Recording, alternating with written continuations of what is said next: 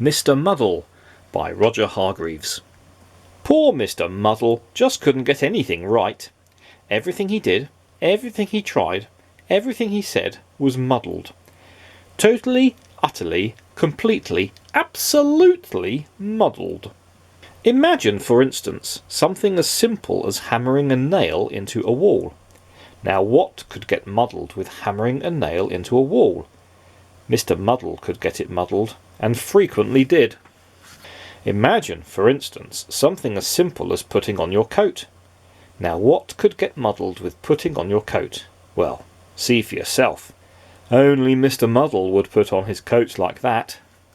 Imagine, for instance, something as simple as going for a walk.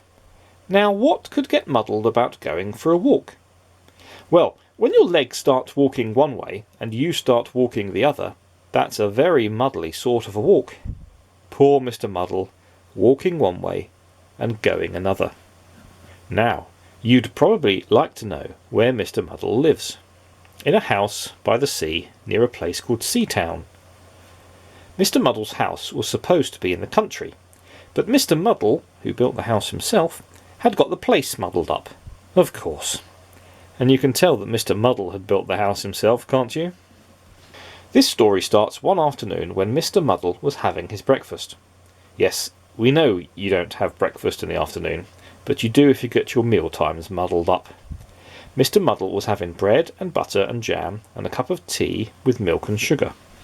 He spread the butter on the table, and then spread the jam on the plate, and then poured the milk on the bread, and then filled the cup with sugar, and then poured the tea on the bread.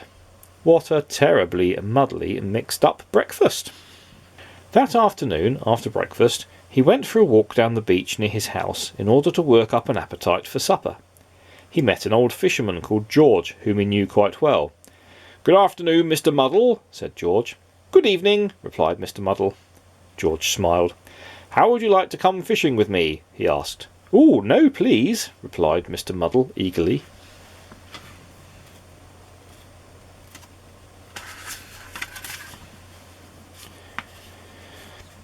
"Help me push the boat out from the beach," called George. "Righto," said Mr Muddle, and pulled the boat further up onto the beach. "Oh, Mr Muddle," said George, and had to show Mr Muddle the difference between pulling and pushing. However, eventually, somehow or other, they managed to get the boat out to sea.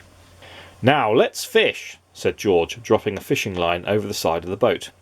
"Righto," said Mr Muddle, and dropped himself over the side of the boat. Splash! "Oh, Mr Muddle," said George again. It wasn't any good, and they didn't catch any fish, and so they decided to go home before it became dark. "Help me pull the boat up onto the beach," called George. "Righto," said Mr Muddle, and pushed the boat back into the water. George was just about to say, "Oh, Mr Muddle," again, when he had an idea. He smiled to himself. "Help me push the boat out into the sea," George called. "Righto," said Mr Muddle, and pulled the boat up onto the beach. "Well done, Mr Muddle," said George.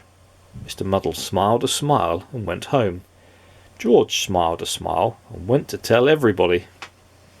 The following day, in Seatown, Mr Brick the builder asked Mr Muddle to hold his coat for him.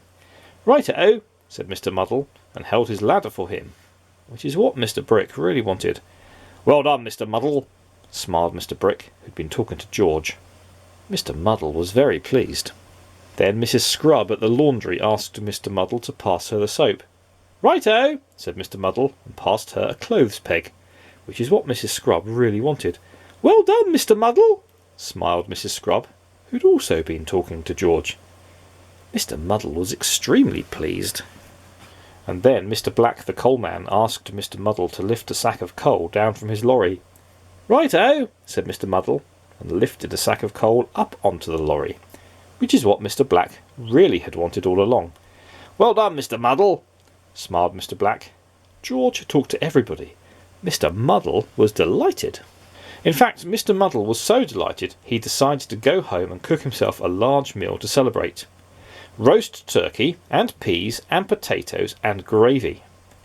He put the turkey in the cupboard to cook. He peeled the peas. He put the potatoes in the refrigerator to boil. And then do you know what he did? He tried to slice the gravy. "Oh, Mr Muddle,"